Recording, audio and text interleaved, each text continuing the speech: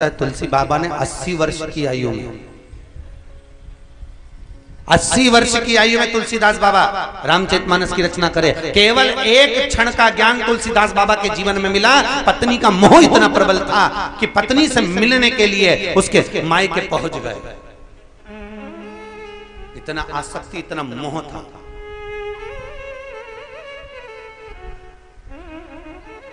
देखा तक नहीं, मुर्दे पर पकड़कर, मुर्दा तैर रहा था पानी में, उसी को पकड़कर चले गए। सांप लटक रहा था, उसी को रस्सी समझकर चढ़ गए। इतनी आसक्ति, इतना मोह था। और याद रखना, जब मोह अंत में सबसे बुरा होता है। और मान लो कभी कभी सत्कर्मी आनंद सुख से परमात्मा शक्ति तुम्हारी मुझ में है, इतनी आस छोड़ दिया, परिवार नाते रिश्ते कुटुंब कबीले छोड़ा, खूब कमाया, खूब। और एक बात याद रखिए, दुकान पर बैठकर कमाते हो तुम अपनी पत्नी और बच्चों के लिए कमाते हो, सर्विस कर कर कमाते हो तो अपनी पत्नी और बच्चों के लिए कमाते हो, नौकरी कर रहे हो तो पत्नी और बच्चों के लिए कर रहे हो। मेरे बच्चे को अच्छे नंबर से पढ़ाऊंगा, अच्छे स्कूल में पढ़ाऊंगा, पत्नी को कुछ सामग्री ला कर दूंगा। अपने पत्नी अपने बच्चों के लिए करा, कपट करा तो पत्नी और बच्चों के लिए, झूठ बोला तो पत्नी और बच्चों के लिए, बेईमानी करी तो पत्नी और बच्चों के लिए, कपट प्रपंच झूठ छल सब तुमने करा। और अंतिम समय में जब प्राण छूटे, यमराज की कैद जब चढ़ोगे तो यमराज बंदी बनाएगा, तो रोगे, चिल्लाओगे पड़कोगे और कहोगे मैंने तो कमाया था पत्नी और बच्चों के लिए। अगर उनके लिए कमाया, झूठ उनके लिए बोला, प्रपंच उनके लिए करा, छल उनके लिए करा, बेईमानी उनके लिए करी, तो नरक भी तो उनको भोगो, उनको भेजो। तो इतने में धर्मराज भी कहेगा झूठ तूने बोला, कपट तूने करा, बेईमानी तूने करी, प्रपंच तूने करा, तो नरक भी तू भोगेगा, ना पत्नी भोगेगी ना बच्चे। इसलिए धर्म पत्नियों से निवेदन है, सावधान, तुम तो अलमस्त रहो, तुम्हें टेंशन की जरूरत नहीं है। तुम काहे को टेंशन लेते? जो झूठ बोले वो जाने, जो छल करे वो जाने, जो कपट करे वो जाने, जो बेईमानी करे जो जाने, वो प्रपंच करे।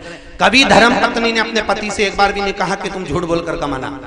पूरे विश्व की नारियों को इकट्ठा करिए और एक बार इंटरव्यू लीजिए, कोई पत्नी अपने पति से नहीं कहती कि तुम बेईमानी करके कमाना। क्यों? क्योंकि वेद व्यास जी ने पत्नियों के नाम के आगे धर्म लिखा है। क्या नाम लिखा? धर्म पत्नी।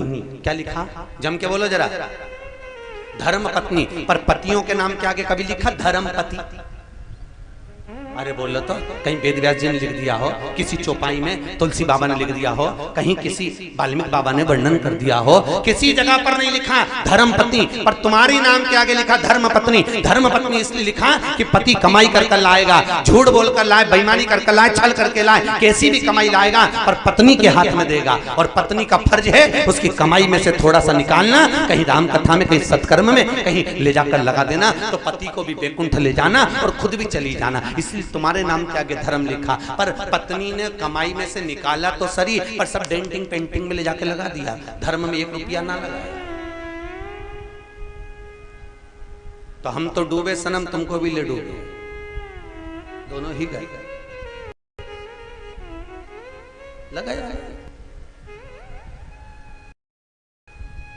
धर्म पत्नी और पति पति है। धर्म की पत्नी कभी नहीं कहती पति से कि तुम बेईमानी करो। बेटा कभी नहीं कहता बाप से कि पापा मेरे को अच्छा पढ़ाने के लिए, मुझे ऊंचा पहुंचाने के लिए तुम बेईमानी करना, छल करना, कपट करना। कभी नहीं कहते, कभी नहीं कहते। वो तो कहते हैं पापा काम ऐसा करना कि जिंदगी में नाम। महाराज हम पहले भी कथाओं में कई बार कह चुके, आज फिर इस नेटोर की भूमि पर कह रहे हैं, राम से नहीं डरना मत डरो, माता पिता से नहीं डरना मत डरो, गुरु और शिष्यों से नहीं डरना मत डरो, वेद और पुराण से नहीं डरना मत डरो, राम कथा से नहीं डरना मत डरो, भगवान से नहीं डरना मत डरो, गंगा यमुना सरस्वती से नहीं डरना मत डरो, अपने पति से नहीं डरना मत डरो, पत्नी से नहीं डरना मत डरो, घर के बुजुर्गों से नहीं डरना मत डरो, घर के बड़ों से नहीं डरना मत डरो, पर अपने कर्मों से जरूर डरना, क्योंकि कर्म का भोग तो परमात्मा को भी भोगना पड़ता है। अपने कर्म से जरूर डरना कि हम मृत्यु लोक में कैसे पैदा हुए और हमारा कर्म हम कर क्या रहे हैं, हम कितना कर्म कर रहे हैं। कर्म का भोग तो परमात्मा भी भोगता है। सीता जी ने एक चिड़िया को कैद में रखा तो उनको कैद में रहना पड़ा। राम जी महाराज ने बाली को छुपकर मारा था तो उस बाली ने कृष्ण अवतार में जरा नाम का व्याग बनकर छुप कर मार दिया। कर्म का भोग तो भोगना पड़ेगा।